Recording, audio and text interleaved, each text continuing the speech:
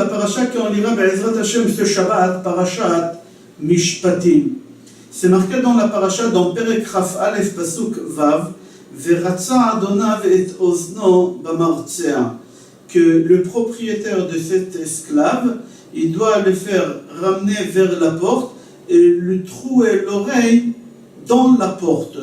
Alors, dans le livre Chizkuni, il ramène une raison pourquoi on doit ramener l'esclave dans la porte, pas devant la porte, dans la porte, et lui trouer l'oreille et en même temps trouer la porte. Le Chizkuni dit pour la simple raison que toute la maison elle est faite en pierre et on ne peut pas trouver une pierre aussi facilement qu'un bois, et la porte en général elle est faite en bois, alors on doit le ramener l'esclave à la porte et lui trouer l'oreille et en même temps faire un trou dans la porte. Pourquoi on doit trouer la porte? Pour la simple raison, si un jour l'esclave il se sauve, il dit c'est pas mon propriétaire, il nie que c'est son patron, alors on le ramène vers la porte et on voit ainsi l'oreille, elle est au même niveau que le trou qu'il y a dans la porte. Et le trou qu'il y a dans la porte, il a la même forme que le trou qu'il a dans l'oreille.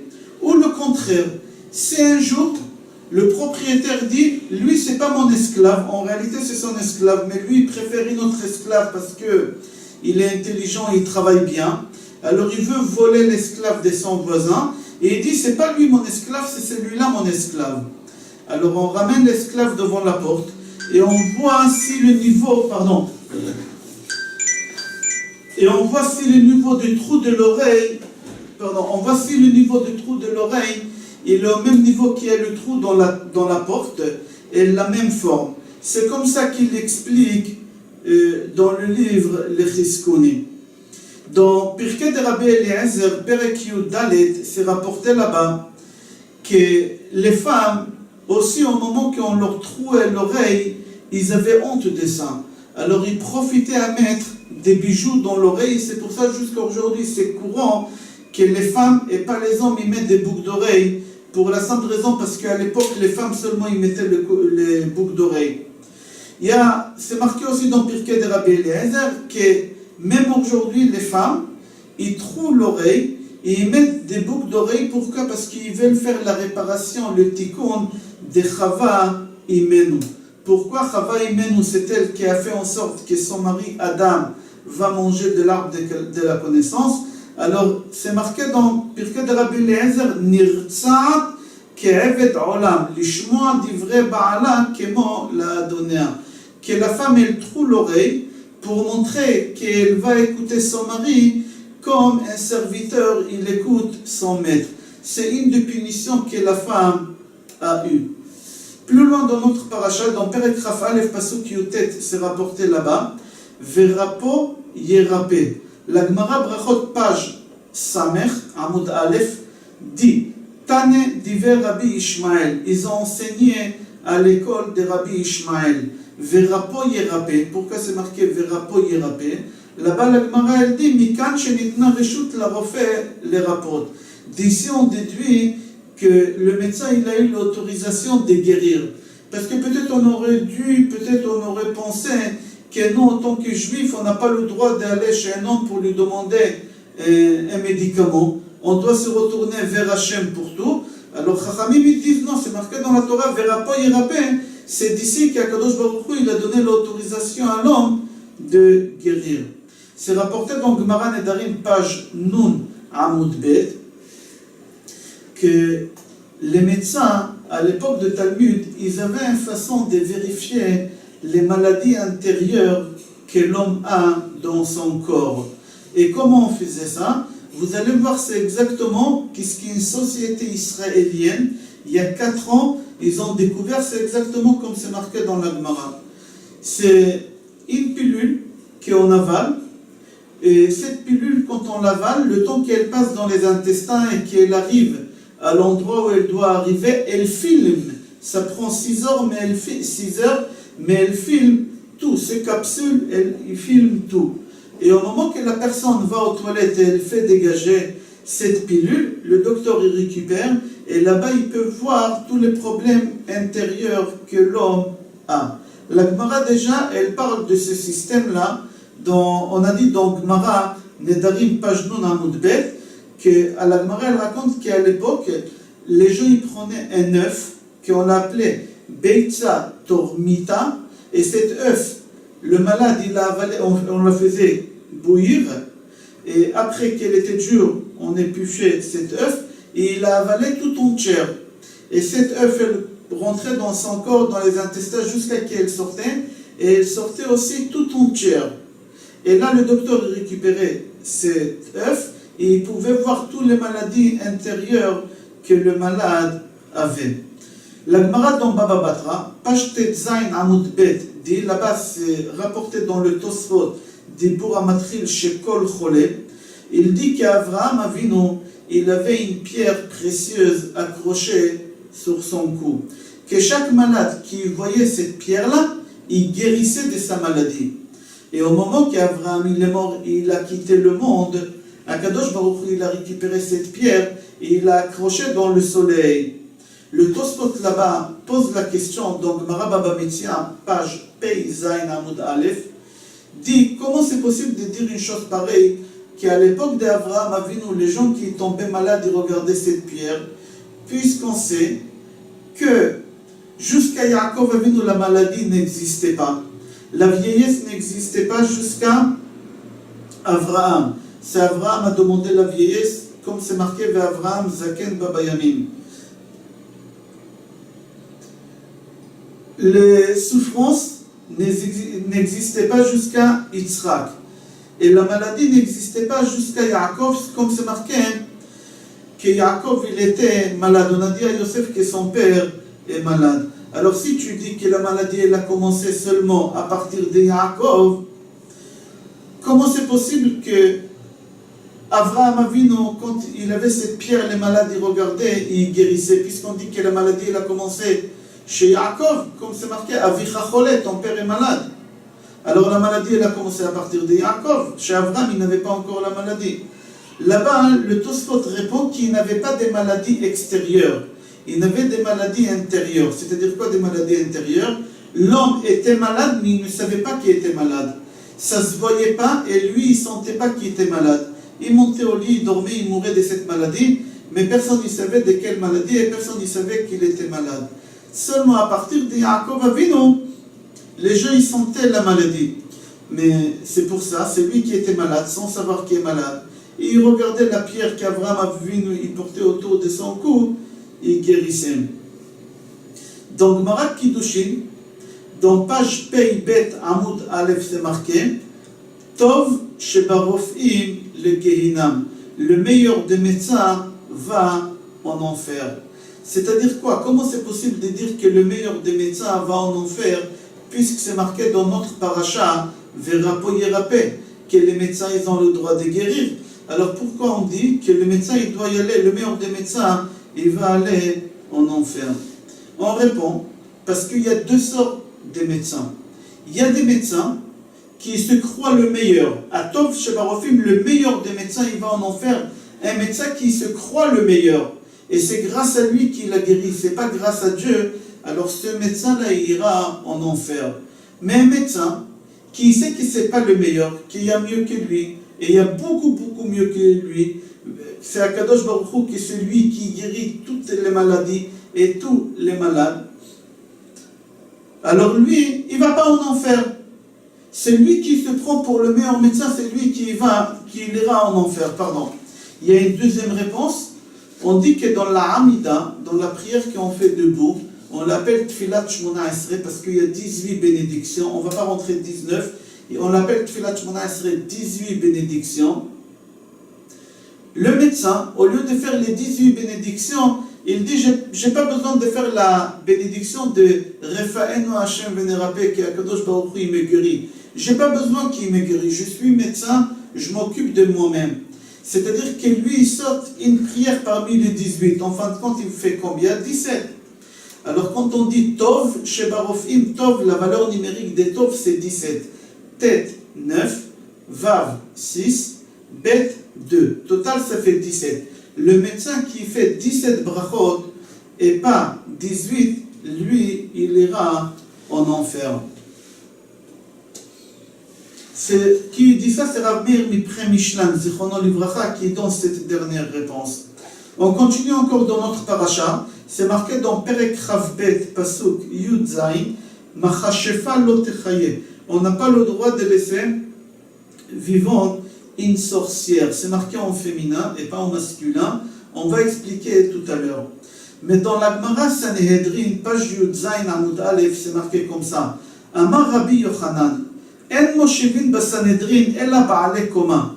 Au moment qu'on choisissait les personnes qui vont être au Lishkat Agazit, au Bet Amikdash, les Sanhedrin, il fallait des critères pour les choisir. Alors les critères c'était ba'ale koma, il fallait qu'ils soient grand de taille, ou ba'ale chokhma, il fallait qu'ils soient sages, intelligents, ou ba'ale mar'e, que c'est des gens agréables physiquement, ou ba'ale zikna, des gens âgés qui envoient sur eux parce que ça rajoute énormément, ou ba'ale kshafim, qui ont beaucoup de connaissances dans la sorcellerie, ve'yod'im beshiv'im lashon, et qui connaissent tous les 70 langues. C'était les critères pour choisir quelqu'un qui fait partie de Sanhedrin. Rashi sur place pose la question, comment la Gemara dans Sanhedrin dit que parmi ces critères, il faut qu'il soit sorcier? Puisque dans la Torah c'est marqué Machashefa lo techaye, qu'on n'a pas le droit de laisser une sorcière vivante, on doit les tuer. Rashi lui-même il répond sur sa question, et il dit que les Sanhedrin, il fallait qu'ils sachent la sorcellerie. Pourquoi? Parce que souvent ça arrivait que les sorciers ils venaient au tribunal rabbinique, et au moment qu'on les jugeait, avec leur sorcellerie, ils arrivaient à faire des choses. Alors pour que les Sanhedrin soient plus forts qu'eux, ou pour que les Sanhedrin puissent détecter qui utilise la sorcellerie, il fallait qu'eux-mêmes ils utilisent la sorcellerie. Où on a vu ça? On a vu ça chez Amalek. Au moment qu'Akadosh Baruch Hu dit à Shmuel, un Navi, de dire à Shaoul de tuer Amalek, Hagag et tous les bétails. Pourquoi tous les bétails aussi? Pour la simple raison que les Amalekim, ils étaient très très forts dans la sorcellerie. Et les Amalekim, pour sauver leur peau, ils s'est transformés en animal. Alors Akadosh Baruch Hu, il a dit, même les animaux, il faut les tuer. Pour ne pas prendre de risques, peut-être il y a un parmi eux qui s'est transformé en sorcier. C'est marqué dans Shmuel, Aleph Perek Tedvav, Pasuk Gimel. On continue, c'est rapporté dans le livre Pe'at HaShulchan, que Agaon Mivilna Agra, lui aussi il a étudié tous ces secrets de la sorcellerie. Alors on a posé la question à Rav Chaim Kanievski Shlita, pourquoi Agaon Mivilna il fallait qu'il apprenne la sorcellerie, puisqu'on n'a pas le Bet Amikdash. À l'époque on n'avait pas le Bet Amikdash, ça lui servait à quoi d'apprendre cette chose-là? Rav Chaim Kanievski Shlita il a répondu, parce que Agaon Mivilna il était sûr et certain qu'il aura le mérite d'avoir la construction des Bet Amikdash, du troisième Bet Amikdash et la venue de Mashiach. Il était sûr et certain qu'il va être choisi parmi les Sanhedrin, alors il voulait être prêt. Comme à Chafetz Chaim. À Chafetz Chaim, jusqu'à un certain âge élevé, il continuait à faire des pompes. Tous les matins, il faisait des sports, il faisait des pompes. Pourquoi? Parce qu'il était sûr et certain qu'il aura le mérite d'avoir le Bet Amikdash, et que lui, c'était un Kohen, Rabbi Israël Meir HaKohen Miradi.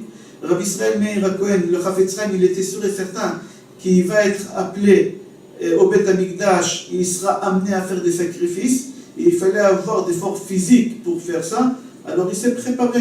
Ici aussi, à Gaon Mivilna, il a appris la sorcellerie pour se préparer. Dans le livre Shem Mishmuel, dit que avoir la connaissance de la sorcellerie, c'est bien, il n'y a pas de mal. C'est pas un péché d'apprendre, mais pratiquer ces péchés. Pratiquer Chas V'Shalom, la sorcellerie, c'est dangereux et c'est péché. C'est marqué dans Gemara Sanhedrin, encore la suite là-bas, que pourquoi on appelle ça Kishouf en hébreu? Parce que la racine des Kishouf, des Kshafim, c'est la krish. La krish, c'est-à-dire contredire. Je explique. Ici sur terre, sur chaque objet, sur chaque plante, sur chaque animal, sur chaque homme, sur chaque chose, il y a un ange qui est responsable de cette chose. Et lui, il tire toute sa vitalité, évidemment, de Akadosh Baruch Hu, de Yudke Vavke, mais l'ange, il est là de lui dire de faire des choses, de vieillir ou de grandir. Si c'est une plante, il la tape, il lui dit grandis, pousse-toi, etc.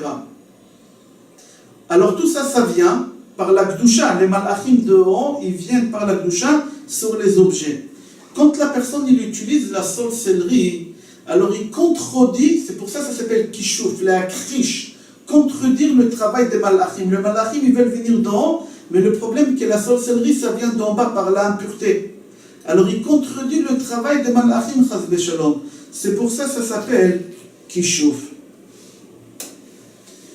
Le Baal HaMasoret HaShas, il rapporte au nom de sa sœur. Le Baal HaMasoret HaShas, il avait une sœur qui était très connue, que c'était une femme très très forte, elle avait des connaissances énormes, même Achida, Rabbi Chaim David Yosef Azoulay, il la rapporte dans un de ses livres, qu'il dit, cette femme sage, elle dit qu'au moment que Yaakov il est parti avec Rachel et Léa, il s'est sauvé de son beau-père Lavan, alors Rachel elle a pris les trafim. Les trafim, c'était la avodazara, l'idolâtrie de son père.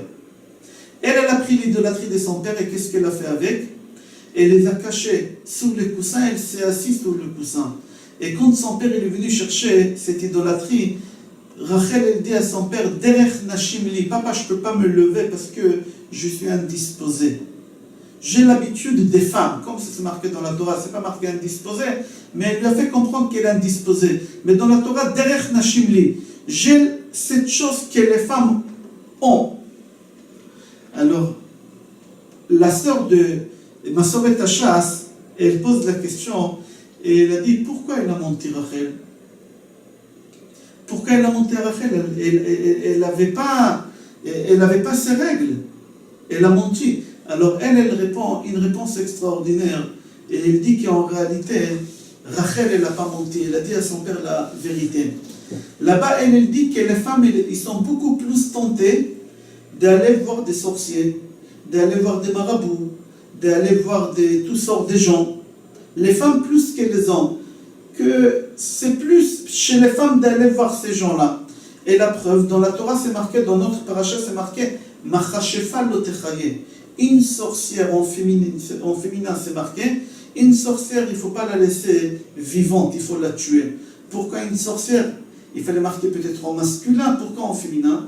Pour la simple raison que les femmes, ils ont plus cette habitude d'aller voir les sorciers, les marabouts et tout ça. C'est pour ça que la Torah, elle a parlé en féminin.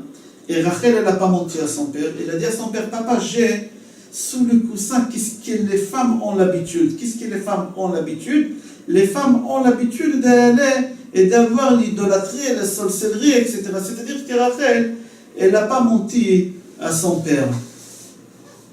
Dans le livre Seder Adorot, je crois Seder Adorot, je ne me souviens pas, hein, c'est rapporté là-bas que le premier personne au monde qui a appris la sorcellerie, c'était Cham ben Noach. Cham, le fils de Noach, que lui, il a appris. De qui il a appris la sorcellerie? Qui a ramené la sorcellerie ici sur terre? Là-bas dans le livre, il dit qu'il a appris ça de deux anges, Uza et Azaël. Uza et Azaël, on va expliquer c'était qui, mais je continue avant de dire qui c'est Uza et Azaël, que Lavan, il était grand sorcier, le beau-père de Yaakov. Et aussi, Bil'am Aracha, il était un grand sorcier. De où ils ont appris Lavan et Bil'am la sorcellerie? Ils ont appris chez Uza et Azaël. C'est qui Uza et Azaël? C'est rapporté dans les livres que les Malachim, ils ont dit à Kadosh Baruch Hu que les hommes, on n'avait pas besoin de les créer. À Kadosh Baruch Hu, il leur a dit oui. Ils ont une tentation très très difficile. Le Yetzer Hara, il est très fort. Alors il y a des Malachim qui ont dit à Kadosh Baruch Hu, le Yetzer Hara, c'est rien. On peut le gagner. À Kadosh Baruch Hu, il leur a dit, descendez, on va voir si vous gagnez. Et Uza et Azaël, ils se sont portés le premier à descendre, et ils ont descendu. Et ils n'ont pas pu à la tentation, et ils ont eu des rapports avec une femme. Et de cette femme, ils ont eu des enfants, et ces enfants qui sont venus, c'est eux qui ont appris les kishouf sur terre, qui ont ramené tous les kishouf sur terre. Et c'est là-bas que Ham il est parti à apprendre, et c'est de là-bas Lavan il est parti à apprendre, et chez eux aussi Bilam il est parti à apprendre.